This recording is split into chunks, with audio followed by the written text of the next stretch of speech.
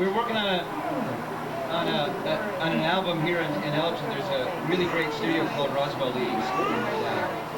It's for what you pay. It's an unbelievable studio. It's very, very good. And I don't know if y'all are familiar with a band called This Train or not, but they're from here in Elgin. We just got done with maybe the second or third tour that we've done with them. They're very popular nationally, but a lot of times people from their hometown aren't familiar with them. They have a studio here. We're working on that, but we're also working on the concert that we're doing this fall. So we wanted to try some of those songs out on you. We're going to use y'all getting ready. I hope you don't mind.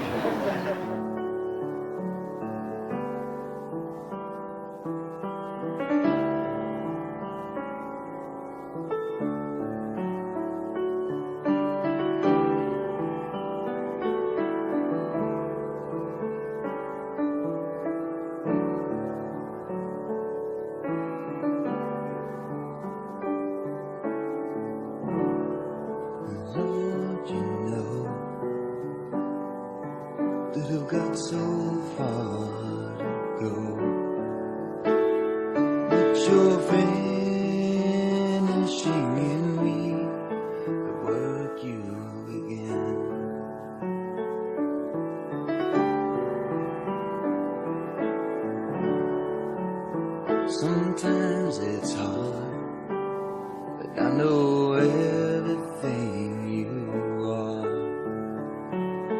will be finishing in me the work you began. So Lord, be glorified in all that you do my life. Please, Lord, be pleased with me when life is through. I wanna hear you say, well done in service and faith. And I want the world to see glory of you.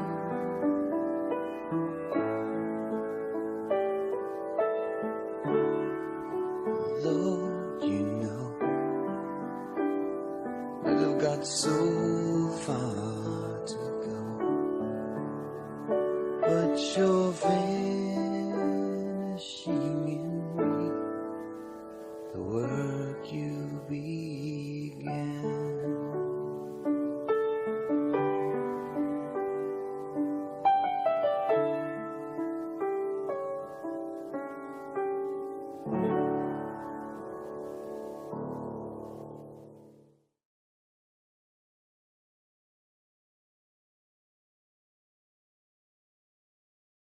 The story is our friends, Ken and Sharon Henryson, had lived here for about 10 years. Ken was the guy that converted this place from a dairy barn to a house. My family lived here. We bought a barn in '81, and we converted it and made it into a house, which took many years. We finally moved in 1984. We bought the property next door because we were going to build next door to them. But then she and her husband decided to get a divorce, and they had to put the house up for sale. Sharon was saying, I just don't know what to do. I don't know.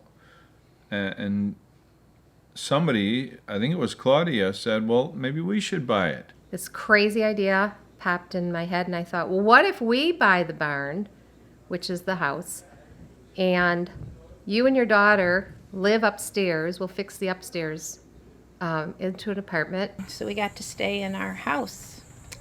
So it was a real blessing to live with all of them. We all lived together for 6 months before they got it finished enough for us to move upstairs. So it was a wonderful experience to be together and live as a family. So we drove over here, and there were a lot of things that had to happen, but it all happened.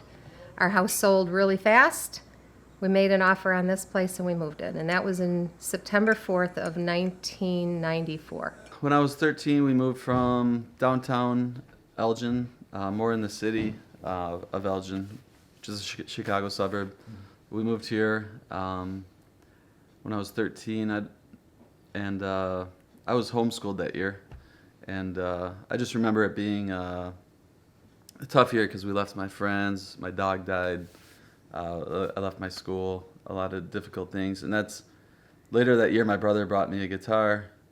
He bought a guitar at a store, a music store, and it was the cheapest one there. It was bright pink, and they couldn't sell it, so he got it for like $50, and he gave it to me, and I just loved it. So for me, that was kind of saved me that year, with just kind of discovering music. I didn't have a teacher.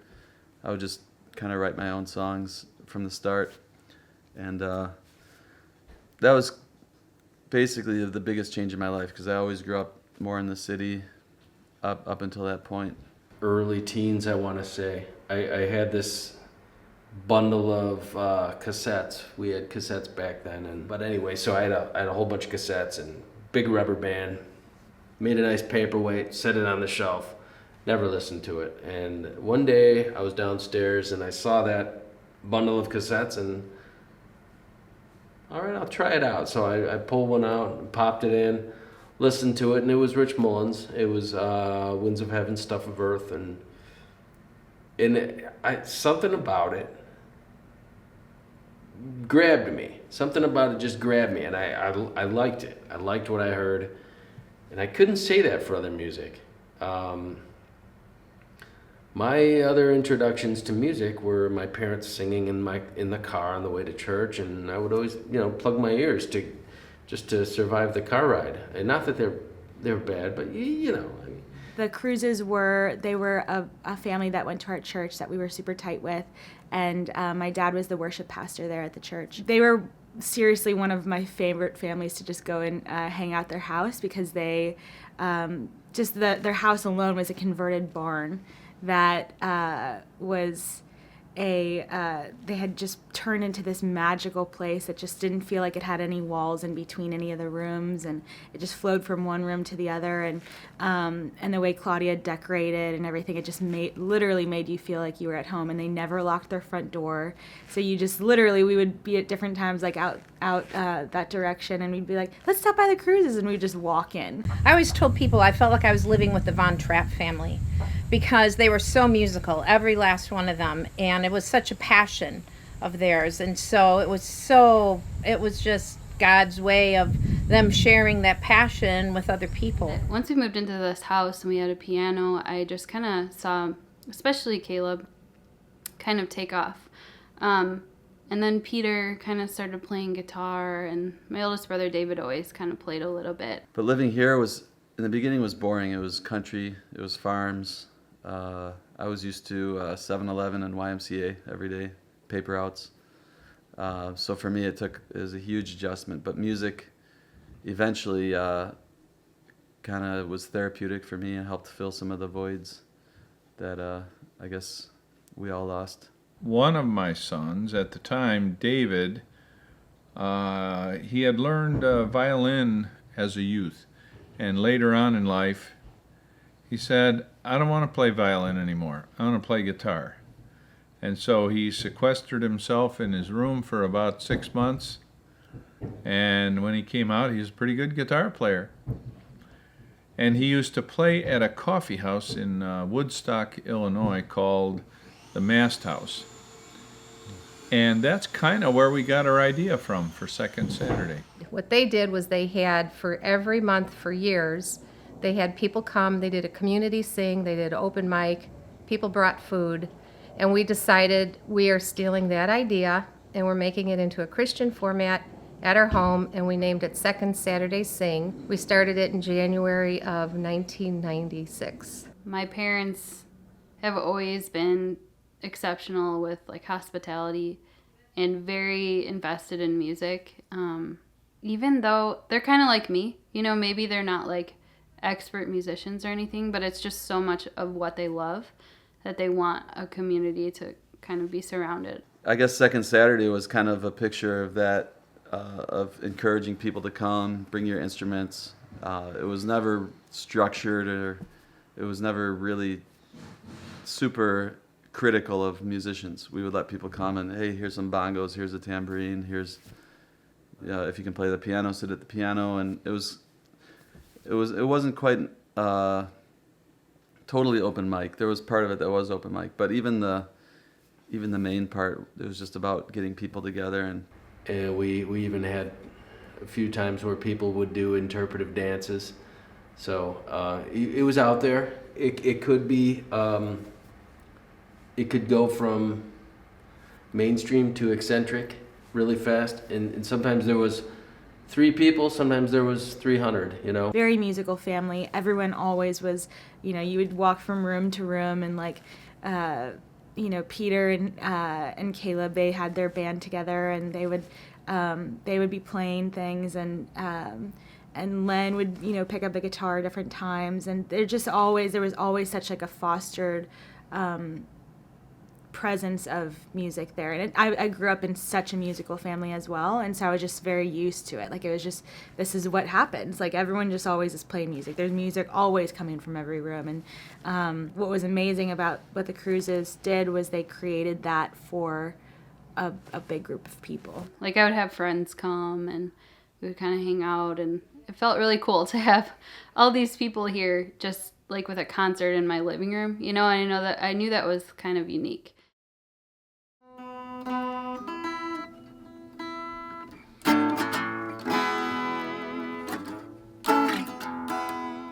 We did Canicle the Plains. Joe Curette came on board this train as our drummer. Mark was gone occasionally with Rich, as was I. And Rich liked working with us, and there was a tour planned for, must have been early '97, with the Ragamuffin Band, and somehow that was canceled or fell apart. I'm not sure exactly what happened, but Rich at that point asked this train and the Kid Brothers of St. Frank asked all of us to come on the road with him. He wanted me to run sound and play guitar with this train. This train did maybe, I want to say, like a 5-song set in the middle of Rich's show, and it was great because it was his endorsement for this weird little punk band, kind of rockabilly-ish group that no one had heard of in those circles. I didn't go home for 5.5 months. I never saw my house, and we set up the gear ourselves. We set up the PA and lights. Me and Jordan drove the equipment truck. Jordan ran sound unless this train was playing, and then some other dude who didn't really know how to run sound, Jordan kind of set it up for him, would watch the board while we played, and then Jordan would have to put down his guitar, run right back to the soundboard. It was like a 4-hour show, and then we'd have to tear down this huge rig. I think I opened, and then this train, which was Joe, Cobra Joe, Mark, Jordan, would go second, and then Rich, we'd all become Rich's band. He wanted to make sure that I and this train got exposure to that world. Mitch was going to record that full album, and then when we were starting that fall tour, Mitch was going to open up every night in concert for Rich, and then begin his solo career with that album. That was going to be his first solo album, and use that to begin his musical career. I think it was called 10 Songs About Jesus. That's how it started out. He wanted to do that with the Ragamuffin Band. I think he missed hanging out with the adults and wanted to go to Nashville and do that with Rick Elias producing. I was the only member of the Ragamuffin Band on that tour. He wanted it to be all younger, single guys. And except they were all like 10 years younger than me, except for Rich, who was about 10 years older than me.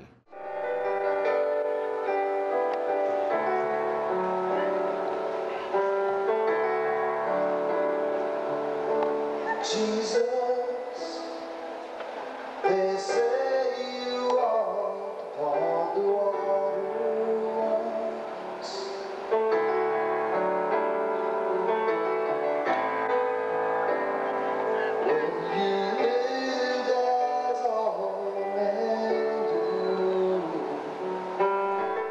it came out of Rich, what he was carrying around, who he was. There was a couple remakes of old songs on there, songs that he had reworked, I should say. There was songs that he'd been working on in his mind for a long time. There was new notions that we wrote My Deliver in March. To say that it was thrown together in a rush, that's just that's kind of the creative whirlwind, you know. When it's time for it to happen, it will come together. Plus, Rich was just so fast as a writer. I'm just gonna set him down. Okay. What is that? Places you visited frequently. Take off your shoes and your sports feet. Somebody. I guess it's one of these movie lines. Thanks. No, you did not have a home. And you did not take a wife. There were pretty maids all in a row, lined up to touch the hem of your robe. You had no place to take them, so you did not take a walk. No, you did not take a walk.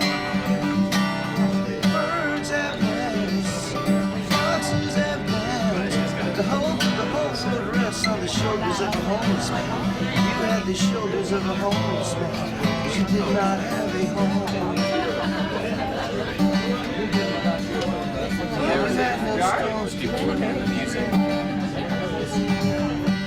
Came without an axe to grind, did not toe the party line. No underside came to the blind. You had no stones to throw. You had no stones to throw, and you rode in asses full.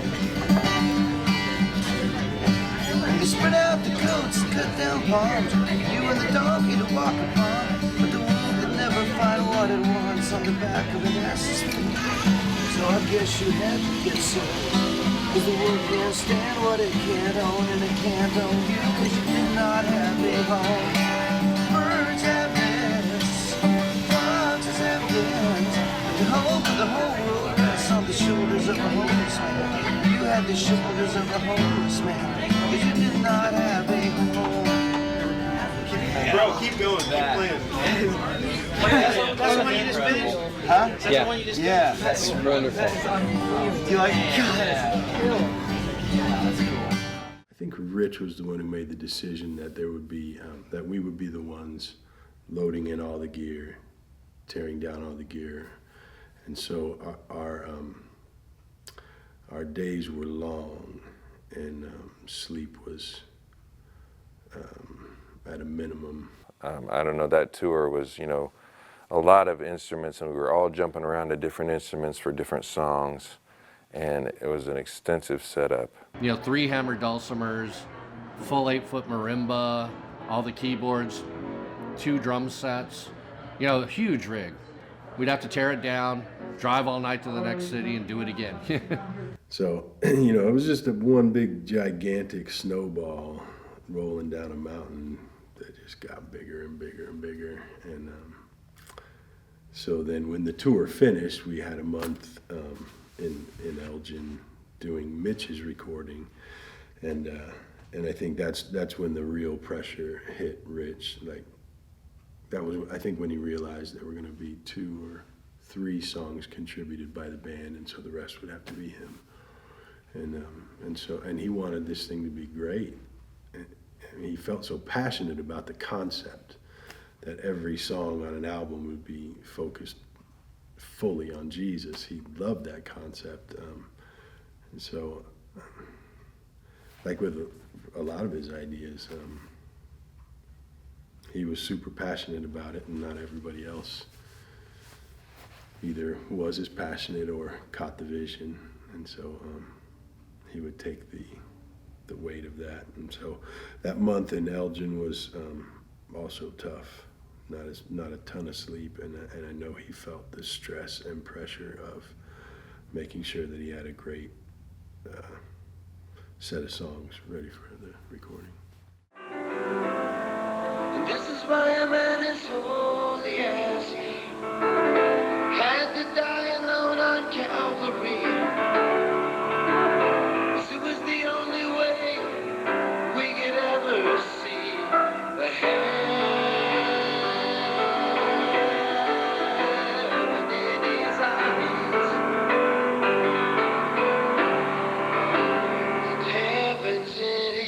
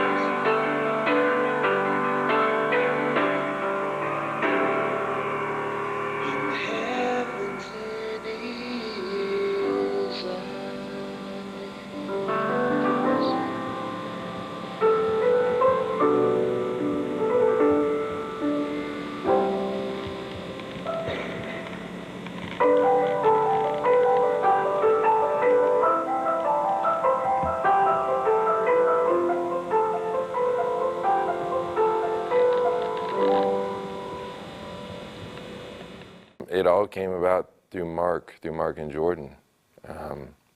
We have a studio. You know, we had been talking about recording my first album for a while. And once Jordan and Mark got their place in Elgin, you know, it wasn't rocket surgery. You know, we were just like, okay, that's where we'll do it. And we'll do it at the end of the tour. I mean, we'll just end the tour there. And since we're all together, we'll go on and do that. The way Rich Mullins came here is my friend Sybil Towner, who we lived across the street from before we moved here. She called me up one day and she said, Claudia, would you be interested in hosting some Christian musicians for a little while? And I said, sure. She said, we would host them, but we're going to be out of town. So she said, okay, I'm going to give you the phone number of Eric Hauk. He's going to be calling you. This was before cell phones and all that kind of stuff. He's going to call you and he's going to get directions. They'll be at your house for dinner tonight. I think there will be about 4 of them. And I said, okay. You know what it was is that we needed a place to stay. And so they were like, hey, does anybody know somewhere we could stay? So I called some of my friends who were in the area and said, hey, we need to stay for, I don't even know, like a couple weeks or something. I said, so who else coming? He said, well, it'll be Michael Ackfer, me, Mitch McVicker, and Rich. I said, and he didn't give a last name because he assumed I knew. I said, Rich who? He said, Rich Mullins. I said, Rich Mullins? He goes, Rich Mullins? He said, yeah, is that okay? And I said, yeah. So I'm trying to my heart started pounding and I thought, holy cow, Rich Mullins coming to my house for dinner tonight, because I thought it was just for dinner and maybe sleep over one night. When I heard that, after I hung up the phone, I really freaked out the teacher I was with because I just threw myself on the floor and started screaming. I was so excited. So as I'm heading home, I'm expecting to see maybe a white van in the driveway with full of hammered dulcimers or whatever. And instead I see a green Jeep, which I kind of had some idea that he drove a Jeep. And then I saw him standing on the porch steps up to our house, petting the dog, and so here's this guy who's my hero. It's the equivalent of a young basketball player seeing Michael Jordan on his doorstep. Is this happening? And then he reaches out, extends a hand to me, and I was still able to function well enough to reach reach out and shake his hand back. So, and I think he asked me, "Is this your dog?" And I said, "Yeah, it's our dog."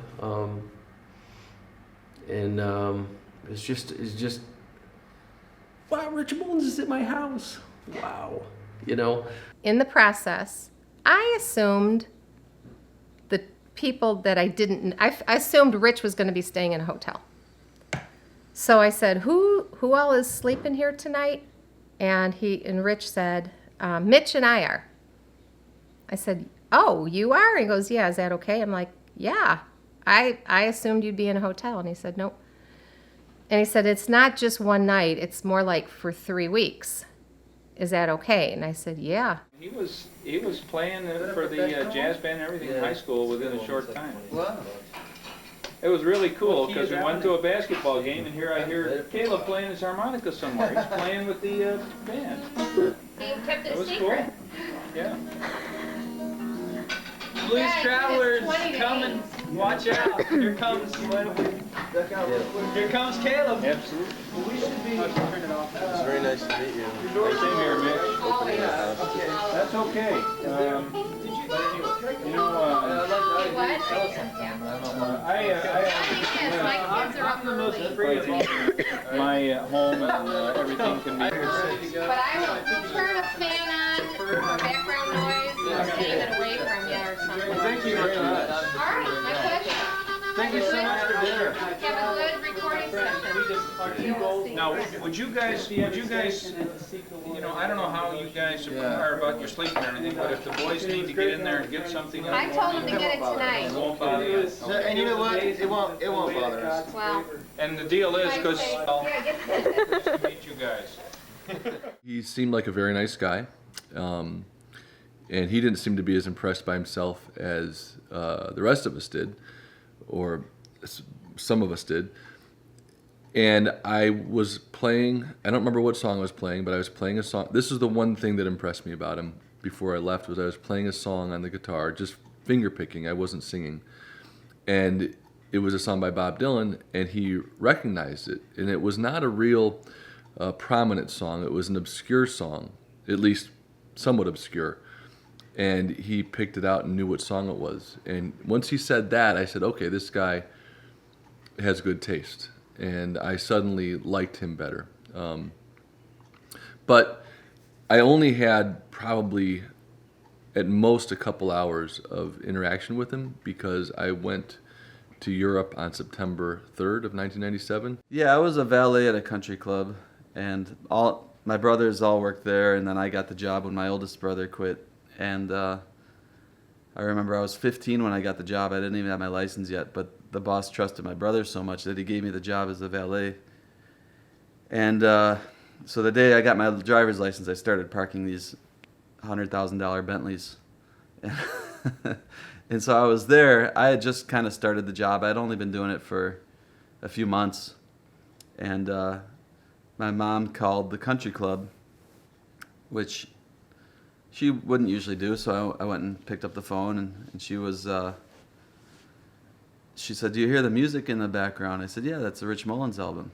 That's one of his albums. She said, no, that's Rich Mullins. I said, yeah, I know it's Rich Mullins. I mean, I know that voice. She said, no, it's Rich Mullins, and he's actually here. And then I came home and everybody was sleeping because we worked late. And then the next night was the same thing. I didn't meet him yet, so I was just like sleeping on one of these couches here.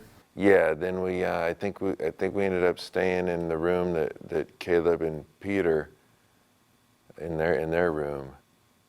I don't remember much about it other than it was more comfortable than a sleeping bag in the damn sanctuary.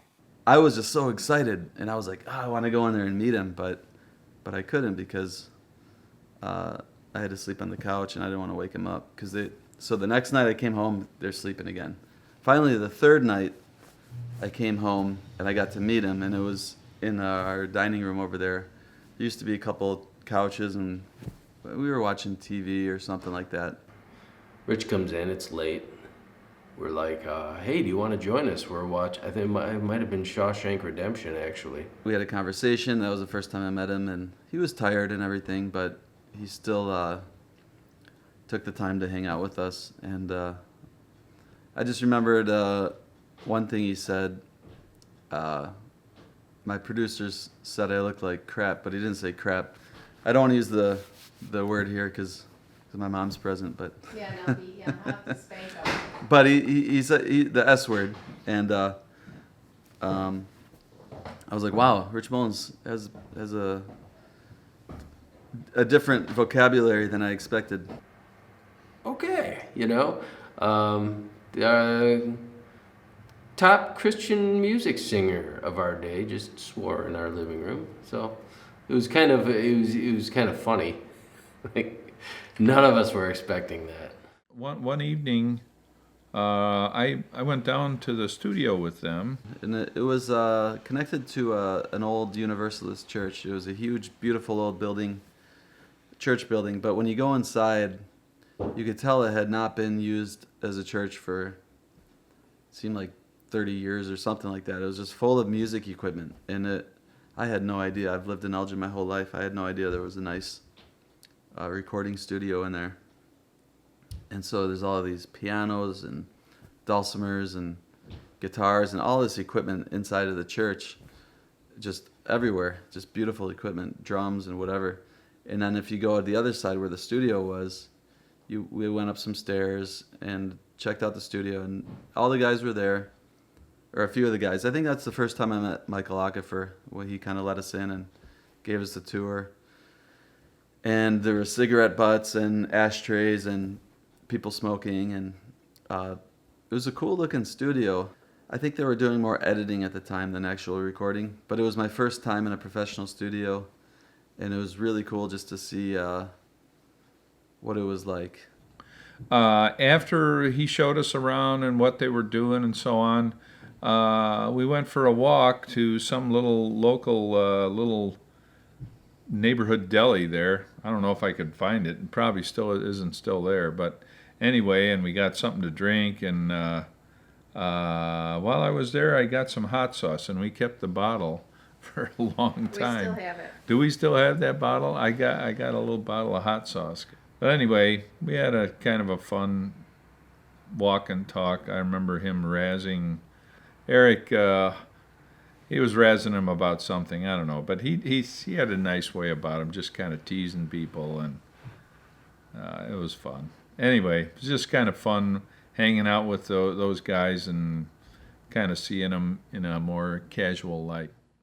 Well, there was a day, and I think he brought it up in the morning, because usually what happened was they would have breakfast, and then they would take off, and we might not see them until the next morning, because they would work late into the night sometimes. So anyway, probably in the morning, he said, well, you guys have been very gracious here, taking care of us, and we would like to do something for you. What can we do? And I said, yeah, you could have a concert at our house. And he said, sure, I'd be happy to do that. When do you want me to do it? And I said, well, we have this thing called Second Saturday Sing at 7. Could you do it then? And he said, nope, can't do it then, because I'm going to be, I guess he was in New Mexico. And so he said, how about if we do it tomorrow? So we called everybody, and they called their friends, and next thing you know, there's 350 people here. And we had that Sharon Henderson lived upstairs, and she had her tape recorder, and she taped it all, thank God. At the time, I don't think any of us realized how valuable those tapes would become. I said, you're under contract with a recording company. Are you going to be in trouble for doing this concert? And he goes, yeah. I said, are you afraid of that? He goes, no. I do know that it came together real fast. He said, oh yeah, we'll just play a concert here tonight. You can call some people, and they did, and blammo, it filled up. My dad, when he was telling us about this show at the Kruses, was like, guys, the guy who wrote Our God is an Awesome God is gonna, be playing at the at the Kruses. And so, I freaked out. I was so excited. This is a big living room. This holds a lot of people. It was like standing room only in here, and people were standing outside of each of the screen doors there and all of those windows, just standing watching from the outside. He said what made him famous, what got him on the map, was that Amy Grant performed Sing Your Praise to the Lord. And he said, but she did it wrong. And everybody thought, she did it wrong. She made you millions of dollars or something, I don't know. But anyway, he said she left out one of the most important parts. It was a kind of a bridge part that he had written. When he did it, it sounded great. He would be playing the piano, like notes flying out of that piano every which way. At the same time that he's doing that, he's reaching over and leaning over and talking to Eric Hauk. Hey, let's do this one next, and get out your cello, and just like talking to all the guys in the band right while he's doing all this stuff. I mean, he was amazingly talented. It was kind of a quasi-trial run, even though everybody wasn't there, of course. So in my mind, it was a big deal. It was my first opening for Rich. I think the guys went that way. They went sort of towards the country to the Kruse house, and I went towards the city that night. I don't remember what I was up to, but it was propositioned to me that it was an option. And so, having just spent 3 months living in the same van and same rundown church, if I'm given an option, I need a break. So I remember taking that optional night of performing seriously. So I wasn't there. So I definitely remember the Screen Door song, and I remembered the song about David versus Goliath, and some of the songs that weren't even his biggest songs. Those were the ones I remember asking him to play that when he was here. Yeah, I requested that one, and he said, "Oh my gosh, I don't know." But that's just the one as a kid that I listened to the most. And so I asked him about it, and he said, "I don't think anyone's ever requested that one." But he did it, and he remembered it. He kind of, I think he struggled through it, but he made it through it, and still remembered the words, and just as a kid, that was it was just a fun, upbeat song. I've watched the video a lot since then. A lot of the memory of that exact night is lost on me, but I do remember a lot of my friends being there, and I remember, kind of just stumbling over people to try and get anywhere. The bathrooms were always being used, and you couldn't really go outside to catch some fresh air because there were people out there too. So it was pretty crazy. Our worship leader at the time, Joe Barlow, had lent him his guitar, and it was made out of that graphite stuff. And he really didn't want to play that. He wanted one made out of wood. So I lent him my old beat-up Epiphone guitar. It was a nice old guitar, just a old-fashioned acoustic guitar. And that's the one he played. Can't see how you're leading me unless you let me here to where I'm lost enough to let myself be there. So you've been here all along, I guess. It's just your ways and you are just plain hard to get.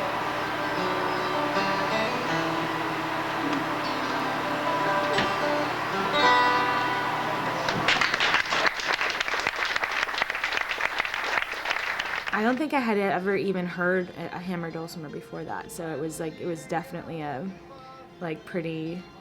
just was like wide-eyed about it, I was like, man, I want to listen to that over and over and over again. It was literally one of the most beautiful things I had ever heard, so much to the point that like we have to get Dad a hammer dulcimer for Christmas, like we have to experience that again, and so, but I mean, obviously just the way he gets into it and all that, like that would take so long to be able to learn that well of how he was just so effortless in it, and it was beautiful. It was definitely magical. He was just taking requests. He was just just opening up the floor for anybody to request a song. And it was really cool because he would talk, and he took it really, really seriously, even though this was not his typical concert. This was a barn show, and it was just local people. Yeah, I think I remember my cousins being there. They were in a band back in the day called Barlow Girl, and it was a Christian rock band. And they actually lived very close to the Kruses, too.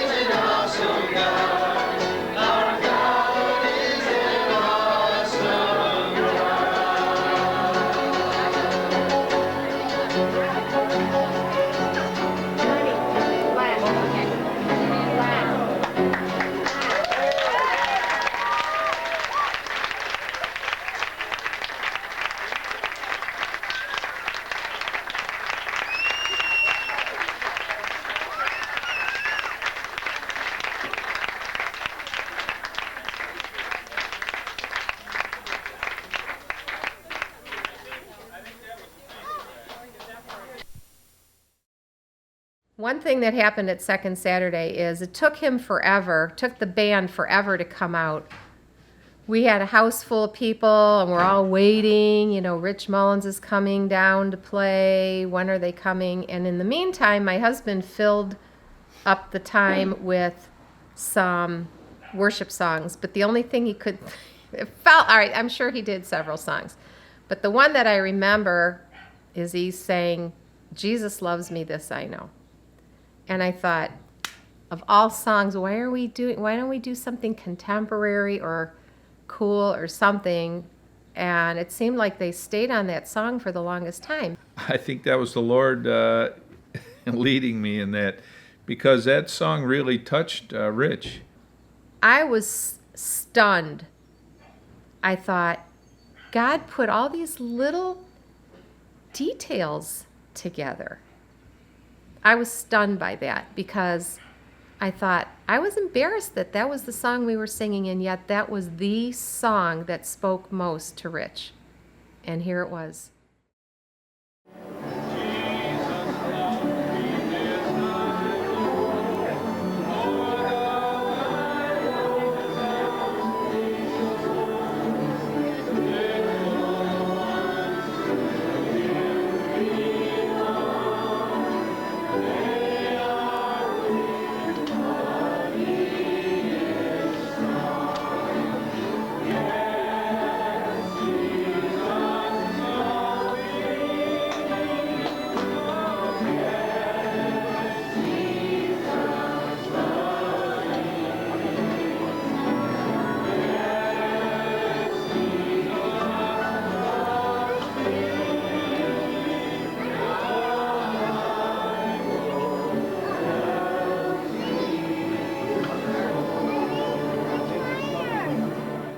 I was so nervous when I was playing, leading that worship song, that I don't think I sounded very good. But he said, you know what?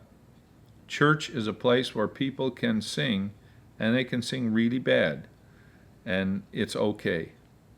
You don't have to be polished.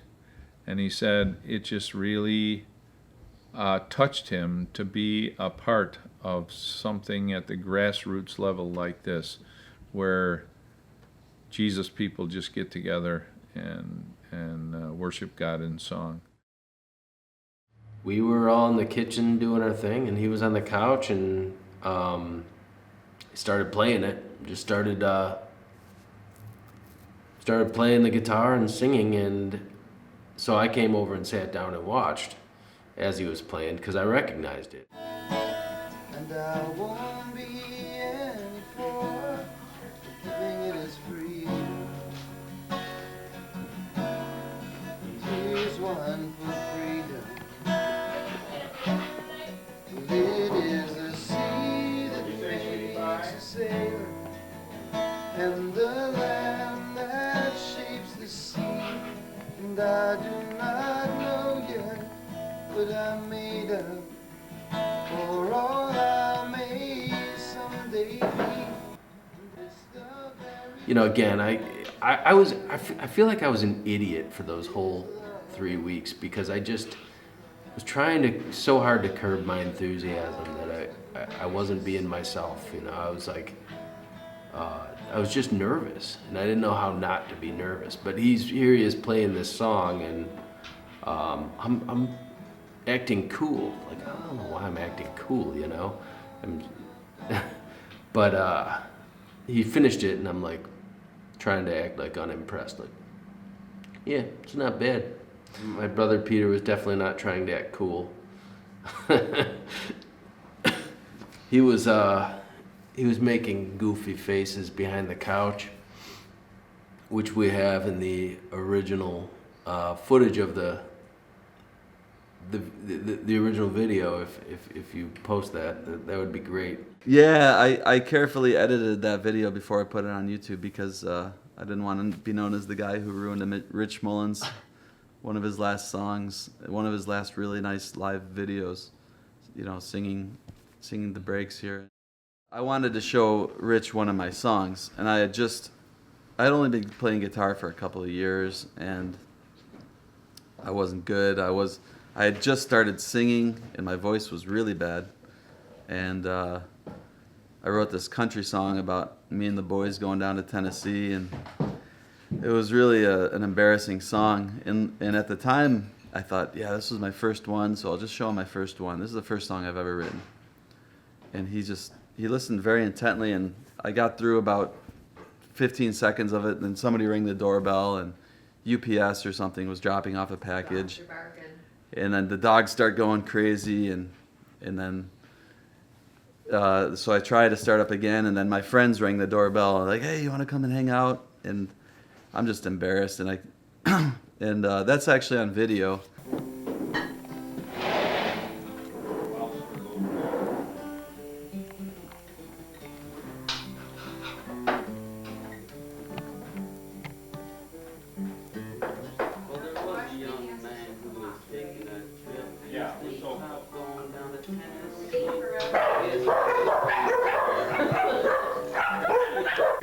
Whose sisters? That kid's.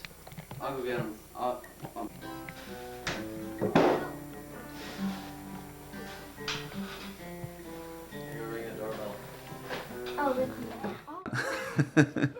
But I've always kind of hid that video because it's so bad.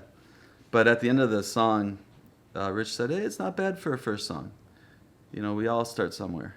And so it encouraged me for sure.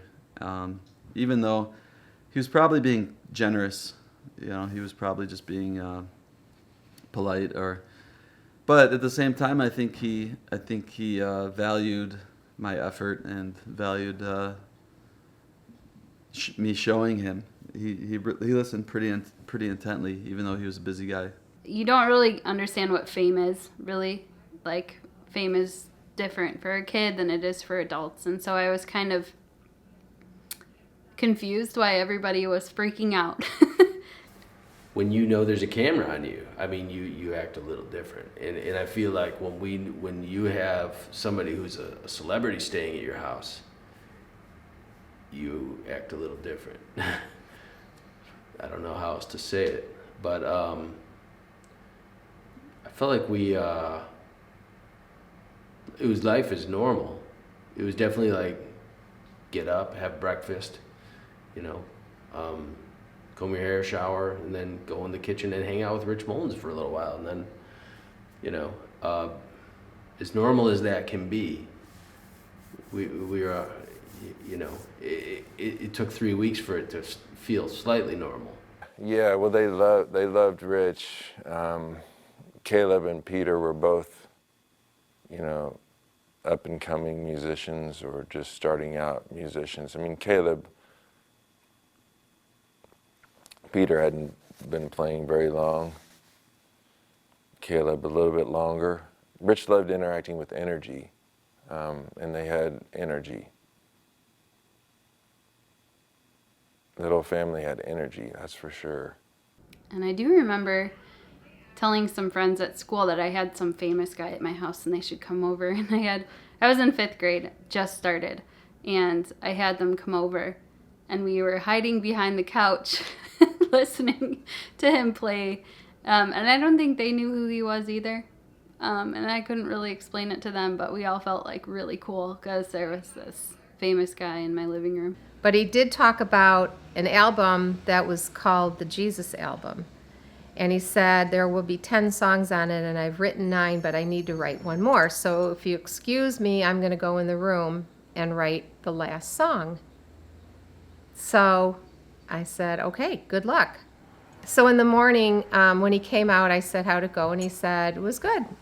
I said, so you wrote the song? And he said, yeah, you want to hear it? I said, sure. So he sang for me in the kitchen right behind me the song All the Way to Kingdom Come and asked me if I liked it. And, when you first write a song, it's not as figured out or polished as I'm sure songs develop. But it was good. And I said, yeah, I really like that. He had asked me if we had a boombox that he could borrow, and I said, I don't think so. And he held one up, and he said, how about this? And I said, oh, I forgot we had that, sure. He definitely used mine, and he tried on it. Whether or not he was successful or not, I don't know. I'm not sure when he went to Kmart and bought one, but he definitely took mine to the studio, and he brought it back. I have no idea where he got it. I wasn't in on that conversation. I just remember that he showed up and had rounded up a tape recorder and was like, hey, I'm going to record it on cassette tape. I'm just going to record this. He wanted to record those 10 songs for the Jesus Project on a tape and then mail the tape to his producer or whatever. But he wanted to demo it for a few reasons. One was he wanted me to put Surely God Is With Us on the record, but he didn't think the label would go for it unless they thought he wrote it. So he just put it on the demo, and when they said, oh, that's a great song, he went, great, thanks, Mark wrote it, He just played me all the songs from the Jesus record, and he was like, what do you think? And I said, like I was just saying, I think they were fantastic. And he said, I'm going to make a cassette, and I'm going to send it to the record company. And I said, oh, don't do that. It's so much more powerful when you sing them in person. They're gonna pass the cassette around and make copies of it. Everybody's gonna judge it. You should just go in with your guitar and play the songs and not give them anything. And he was like, you're right. That's what I'm gonna do. I'm gonna go in there with my guitar. And then as soon as I left, he made a cassette recording, which of course you should do. And he should have made a cassette recording whether he played him a cassette or went in by himself or not. And so, and I wasn't encouraging him to not make recordings of his songs. I was encouraging him to not send a cassette to the record company, because that's what he was talking about doing. He told me right before when he was going in to make the demo of it, which he just bought a boombox cassette. Like, dude, we got a studio right here. So I don't want to take the time. You're busy doing overdubs. And even at pushing play and record, he was terrible at it. Rich was not good with gadgets to the extreme. And I remember hearing that Rich recorded he didn't know how to stop and start the cassette player, so he recorded the entire album, the songs that he had for the album, top to bottom, without pressing pause or stop between. And got to the end of it and realized that he had not done it correctly, so he had to start all over again. Whoever was with him in that old church would sit there and hold the tape recorder and say, okay, wait, and he would get ready, and then we'd hit record and just sit there with it, until it was done, and then hit stop and, whatever. certainly none of us get official credit for being the engineer of that album. I remember playing guitar with him on the last song on the demo, the real rhythmic dun dun dun dun dun, because he wanted a double guitar sound for some reason for a demo, because the other parts of the demo were so pristine sonically that he really wanted that double guitar sound for the last one. But yeah, I got to be a part of that, and I remember Kenny Greenberg coming and playing really, really great guitar on my first record and just being stunned. And that was just because he was Rich's friend, you know. Through Ashley, Kenny's wife, who opened for Rich. I remember that it was real funky. It was not like a sophisticated recording setup. It was a pretty, like, throwing things together in a church, like a place that wasn't really a recording space, that they made into a recording space. And I know that Jordan and Mark Robertson were sort of, that was their end of the spectrum. And I thought Jordan did a tremendous job. And I thought it sounded great, whatever they were doing. A lot of times it doesn't matter. You don't have to have the sophisticated best gear for things to sound great. And whatever Jordan was doing, I thought it sounded great. And I just had a great time. In this recording day and age now, when everything is pieced together, re-recorded, auto-corrected,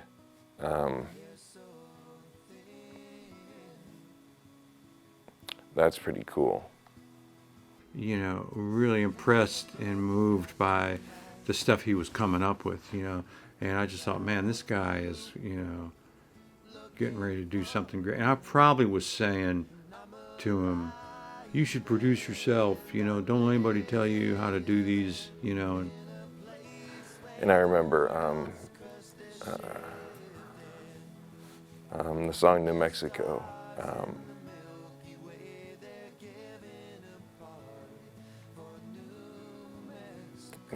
And Rich sang on that one as well. And Eric played cello, Michael played marimba, and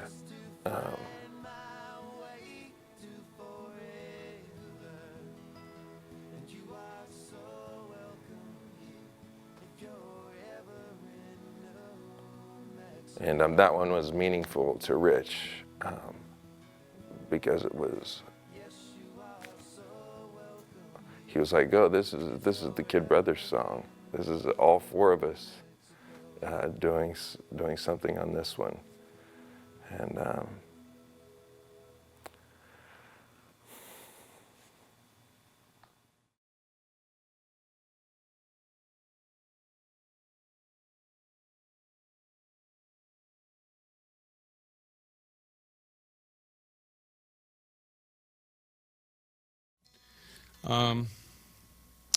I had the opportunity to go out to Window Rock the weekend before Rich died and to talk to him about the Jesus record, and I will forever be grateful that I had that opportunity to see him one last time. We sat down in his hogan and he played us the song we're about to play for you now. And it was the first song I'd heard for quite a while from the record. I'd never heard it before. And I just remember sitting there dumbfounded at the depth of the lyric, the transparency of it, of a song that dealt so openly with abandonment and isolation and doubt and ultimately the hope that we have in Christ in a way that only Rich could do. That song is called Hard to Get. Well, Rich came home all the time, and we were used to him coming here.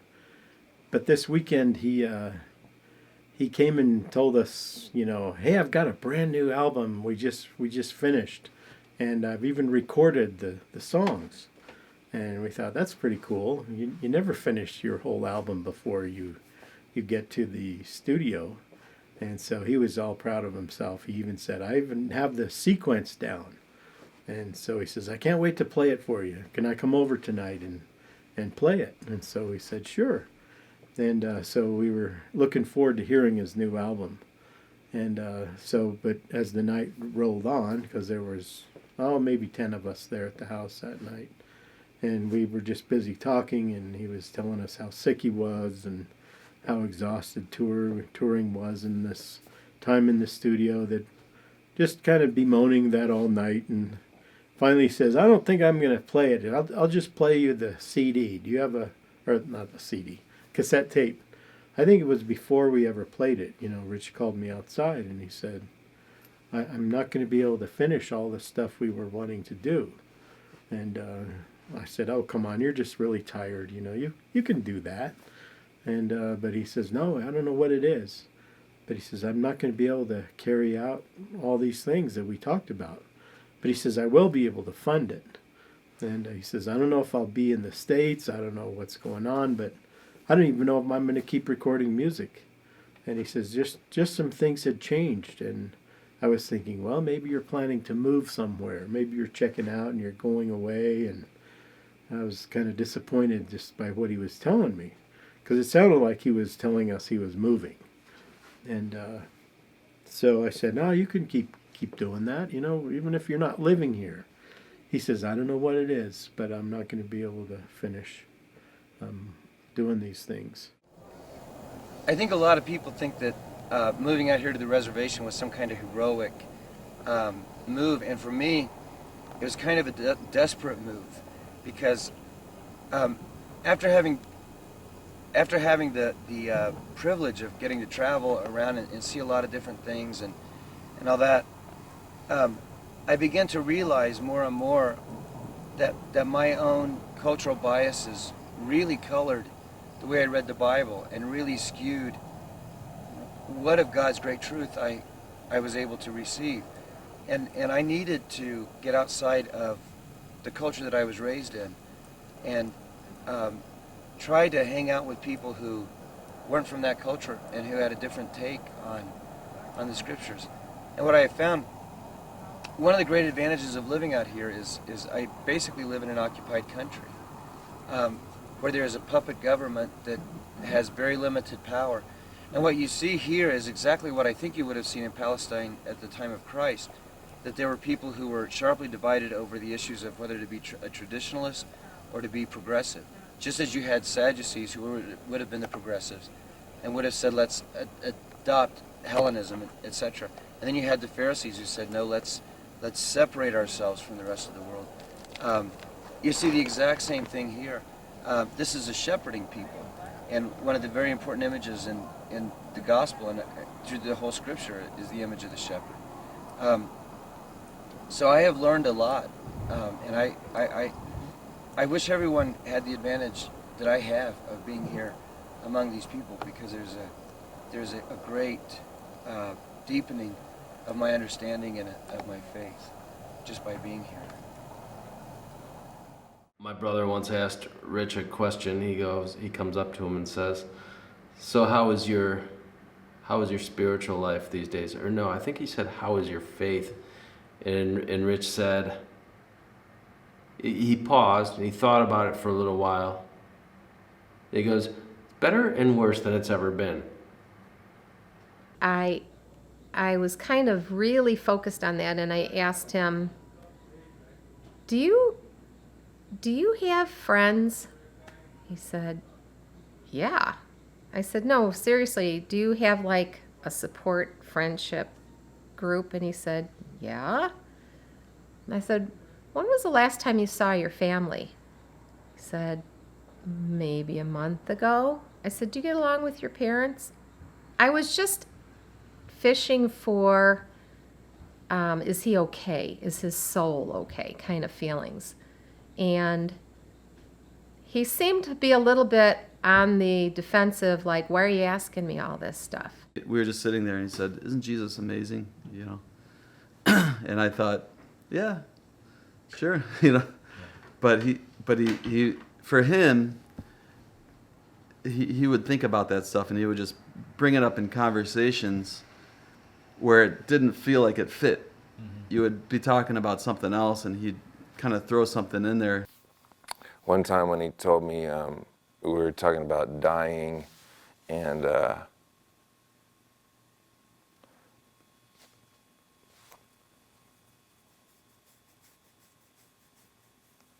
he said, I'm pretty cool with dying, you know, whatever. He said, the thing that I'm going to have the biggest problem with is if somebody has a party to know that I won't be invited. And that always stuck with me.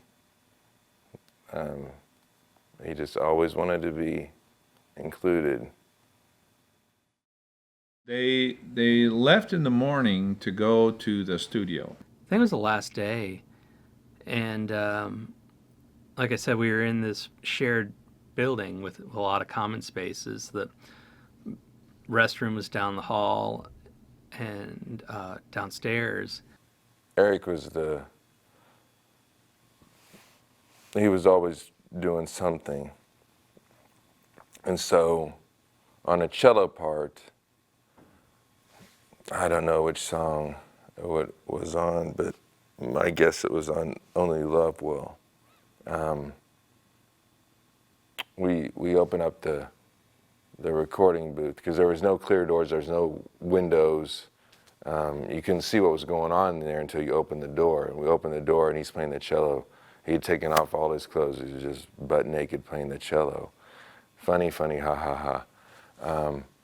And then, well, Rich always wanted to be a part of things. He always wanted to fit in, be included in the party. And Rich was in the ISO booth recording background vocals for one of Mitch's songs. And so then the next thing we did was to record Rich singing background vocals for Hope. Couldn't tell what was going on in the room, no windows, no clear door. You couldn't tell until you opened the door. Okay, that was a good take, but we'll try this line again. Open the door to tell Rich, and he's butt naked, and wants to make sure that he really drives his point home. He said he had to use the restroom, so he left the studio and went into the common areas completely naked. There was no one else there, which we didn't know at the time, because, you know, other people rented room in that building. And yeah, he came up behind me. I was sitting like this, as I normally was, doing my control roomy thing, and he gave me a big hug, and it was... And then I remember I had a photo album. I used to keep, we used to keep photos in a like an album kind of thing, and I remember keeping a naked picture of Rich, the backside of him, underneath another picture of that time or something. Yeah, I'll kind of cherish that forever. I mean, just how unguarded he was in that moment. And I mean, he was messing with me too. It was, again, trying to get me out of my, get me over my hang-ups about everything at that point. Middle of the day, maybe it was lunchtime, maybe it was dinner time, I'm not sure which, but that was the time that we made the determination, okay, Eric and I are going to take the van and head towards Wichita. We had most of our gear in the van so we could get a head start. Wichita was going to be the first city we played at for this new tour. The day of the accident was the last day of tracking, the night of the accident. And so we were supposed to leave at noon, and I was dating a girl who lived 12 hours away from me. So we were scheduled to meet in the middle and just hang out for the weekend. And I wanted to she was going to be there by like 7 or 8 at night. We wound up staying until really late, like 8 or 9 at night, because Rich wanted to finish some stuff, and I was really not in a good mood about that. But it worked out, and we gave each other a hug. I told him I loved him. He said, and he knew I was going on a date, so he's like, he gave me that look. He's like, "You be good." And so there was a horrible rainstorm that night. I don't know if that affected Rich, but I was heading the opposite direction. But it was scary, torrential rain. The night that they were going to leave, I said, when are you leaving? He said, "We're going to leave now."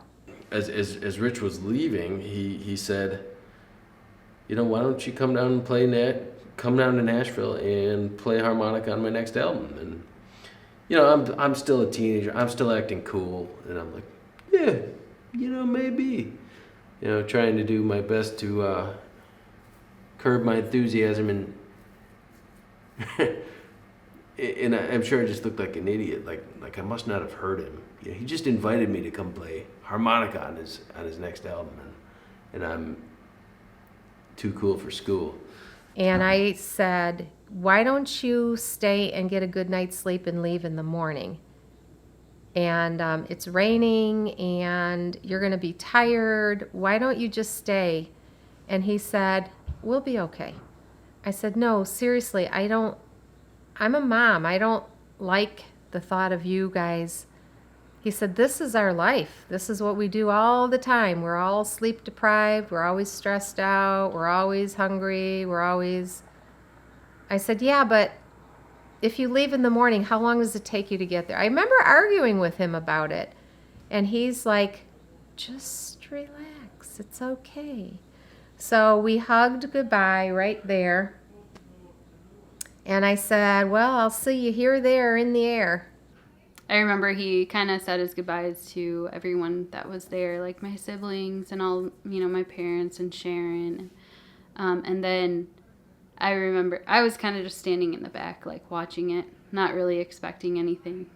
And I don't remember Mitch saying goodbye to me, but I do remember I saw Rich kind of poking his head around looking for somebody, and I realized after a few seconds that he was looking for me. And he kind of found my gaze and kind of did a little, wave at me, and he said, "Goodbye, Lauren." And I don't know, it just kind of made me feel like he noticed, because he didn't have to think. There are too many people he just said goodbye to. He probably, I would have understood if he didn't say bye to me, but he did. And that made me feel kind of special. I don't have any memory of the drive except we're stopping to get gas.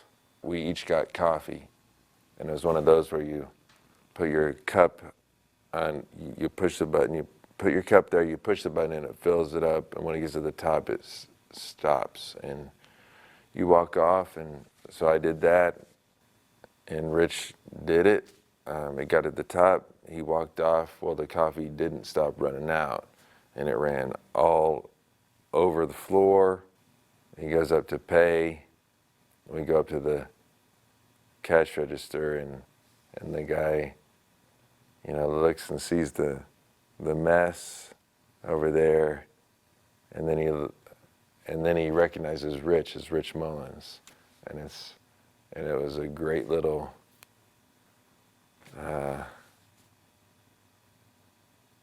juxtaposition of him making a mess on the guy's floor and him being Rich Mullins.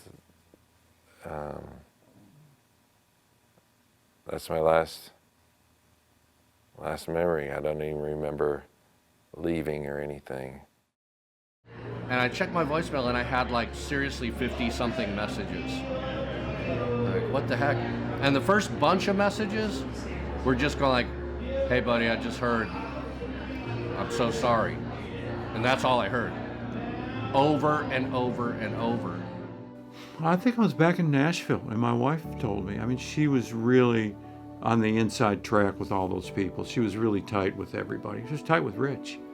So a long time had passed, and I was kind of in this drug-induced head trauma kind of dream-like existence. And I finally put together that I was in the hospital. And I asked, what's going on? Why am I in the hospital? Well, there's been a car wreck. I said, I gotta let Rich know where I am. And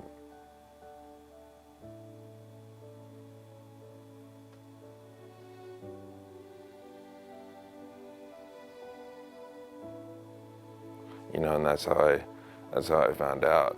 My dad, I think, my dad said, well, Rich died. Rich was in the same wreck, and Rich died.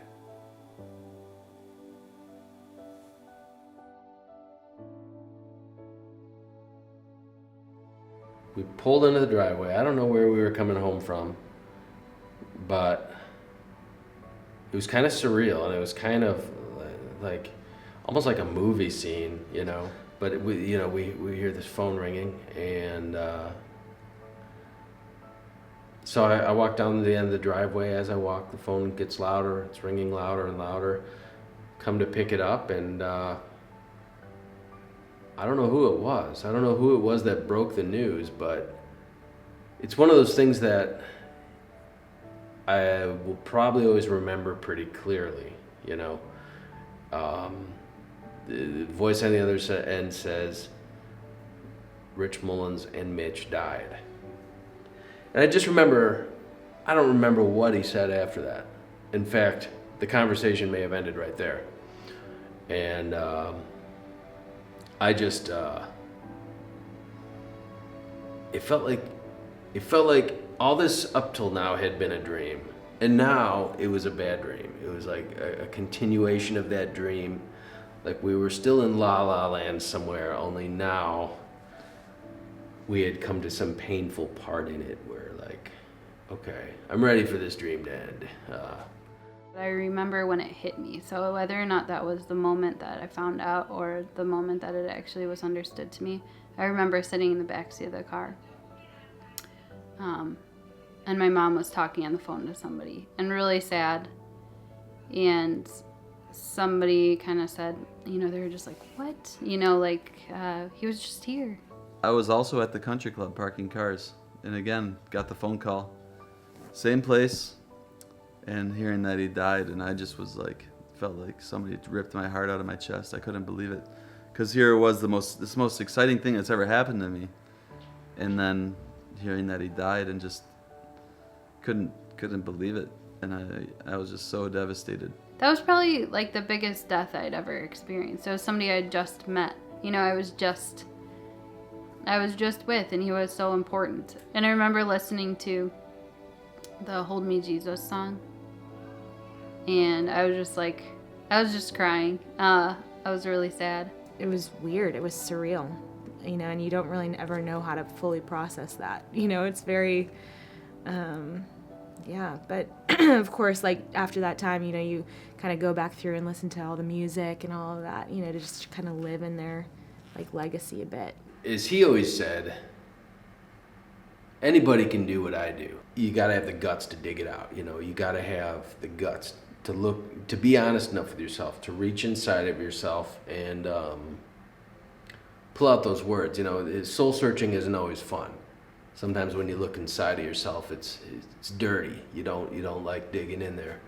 And I think he was one guy who spent a lot of time in there. A kind of a faith that would go out and help somebody, that would go out and reach out to somebody who wasn't famous, who wasn't rich, who wasn't popular. He had a huge interest in the least of these. I guess what Jesus called the least of these. He would look for the people that nobody was visiting with, that maybe the world had judgments of or rejected, and those were the exact people that he would go be with. He was an extremely humble person and sensitive And he didn't have the same economy that the world would have. He had more of God's economy of this person is a treasure, this person is a value. Well, I think inevitably when somebody, and probably in a good way, when somebody passes away, you are programmed to sort of not feel the absence as much as time goes on, or maybe not even think about it. I mean, I've had some really important people pass away since then in my life, and inevitably that happens, you know? And I think that's part of the struggle initially, is you don't want that to happen. You want it to always be super prevalent in your life because you don't want them to be forgotten. So many people have asked me, what was that like? And it's like, when you get a green light to answer a question like that, you don't even know where to start. You don't even, you know, you're like, your mouth just hangs open. And it's not because you don't have enough to say. It's because you have so much to say. You can't compile it all into a single answer that satisfies a simple question like that. No matter what, that's a part of us. That shaped a huge part of the decisions we made. It shaped a lot of like my brother's confidence to pursue things that he loved. It probably shaped some of my confidence as well, and I think probably almost everyone here felt something from it, and they gained something from it, and that pushed them forward. And I think that that's a beautiful thing. So there's a drawing that I did pretty closely after his death, and I think it's really interesting. I'm an art teacher now, and I'm constantly spending time observing how kids sort of see their world and how they process things that happen to them, and I can definitely see that through my artwork, and I can see how I was processing it. There was one side where there was an accident and there's an angel saving Mitch, and then Rich had passed on and he was hugging Jesus in the sky. And then on the left side it was sort of the hospital room where Mitch was, and people are saying he was doing a little bit better than they had expected. Because I know that initially he was in critical condition and they didn't know if he was going to make it. And I think it's just really interesting to see how I perceived that. And so, yeah, we miss Rich, and people grieve it and get pretty upset about it. But I go, what angle are we coming at it from? Ours or Rich's? Because if we come at it from our angle, we go, oh my God, Rich is gone. I miss him so much. If we come at it from Rich's, we go, tomorrow will be beautiful. Yeah, I do believe. So won't you walk along, or walk along with me? 'Cause I'll be on my way. When the morning breaks, so feel free to walk with me to a brighter day. 'Cause dirt roads and swimming holes are just a mile away. It is beautiful, so beautiful. The way the sun lights your face, and I'll be on my way. I'll be on my way. When the morning breaks,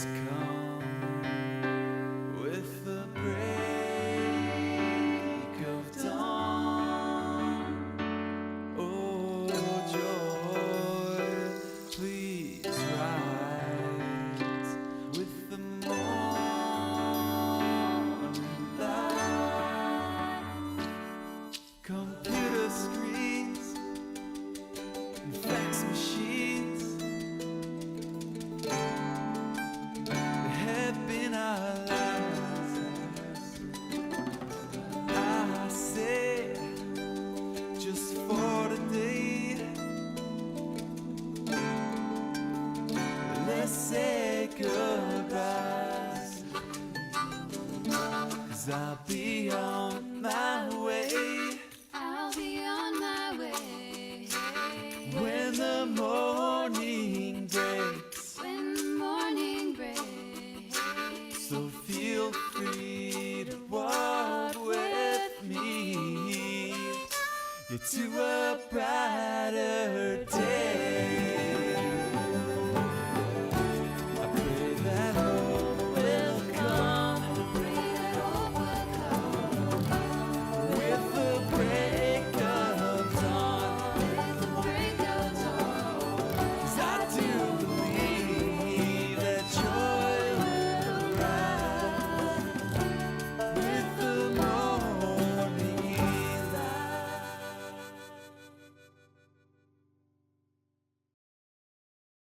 I had seen the concert video on YouTube. Because I, occasionally would find myself on these YouTube binges, fall down the rabbit hole, and I would just look for, because stuff keeps showing up, like little interview snippets or concerts where I'm like, oh, I've never heard him say that before. And so I remembered seeing the footage that they had filmed. So then when Caleb sent me a Facebook message and said, hey, I don't know if you don't know me, but I'm the guy that blah, blah, blah, and he sent me a link to the book. And I opened it up kind of thinking, well, it sounds like an interesting story, but I'll just skim it. And it turned out that Caleb was a pretty good writer. And so I was engrossed by the story and kind of just read the whole thing in one sitting. I just sat there and read it. When it was over, I sent him a message. I was like, what an amazing story. I can't imagine what that would have been like to be a kid and have that kind of, be that close to a tragedy. And I said something about how, like, man, it kills me that you guys got rid of that piano. I would have loved to have had the last piano that Rich ever played. And he's like, actually, I think my mom kept some pieces of it. If you wanted one, you could have one. And I was just kind of like, well, yeah. And so I emailed him right back. I pestered him about it for a while. I was like, remember that time you said that? So they ended up sending me this part, the keyboard cover. And it's in my office right now. It's a treasure. My office at home is kind of... I decided a few years ago I didn't want to ever own anything that didn't have a story, that didn't mean something, and so that fits in really well there. When peace like a river attends my way, when sorrows like sea billows roll, whatever my lot, thou hast taught me to say, it is well with my soul. Ladies, men,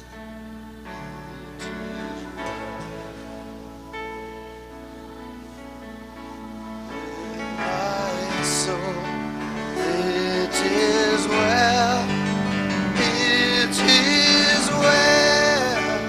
with my soul.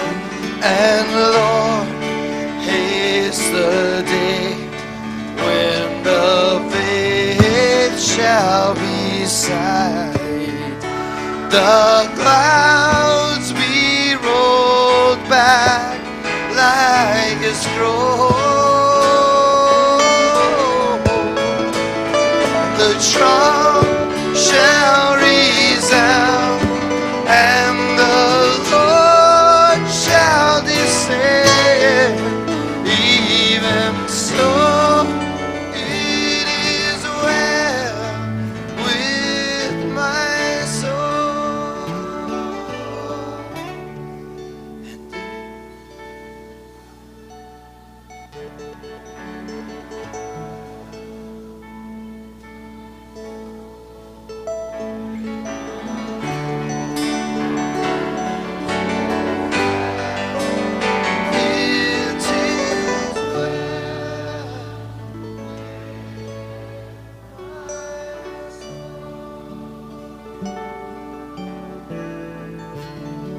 People sometimes ask me if I like Christian music.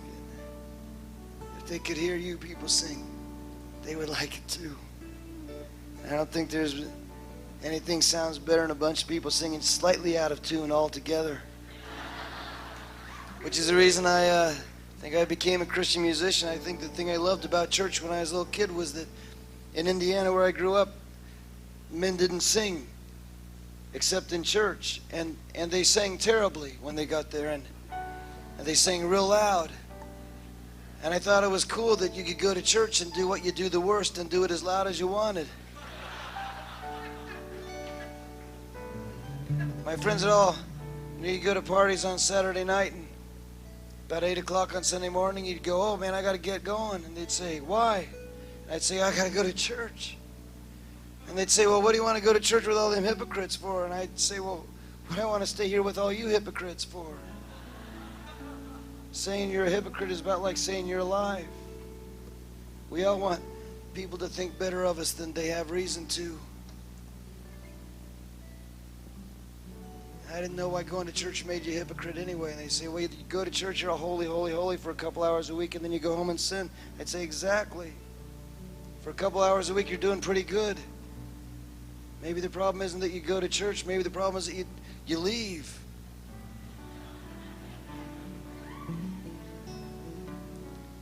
Going to church is not a profession of being good or saintly. Going to church is a confession of our need to come together and to recognize that until Christ comes back, until Christ has finished his work in our lives, we need each other, folks. Don't matter whether you live in Colombia or Guatemala, Thailand, New Mexico, where. We need each other. And you sing great. So do it once more. It is well.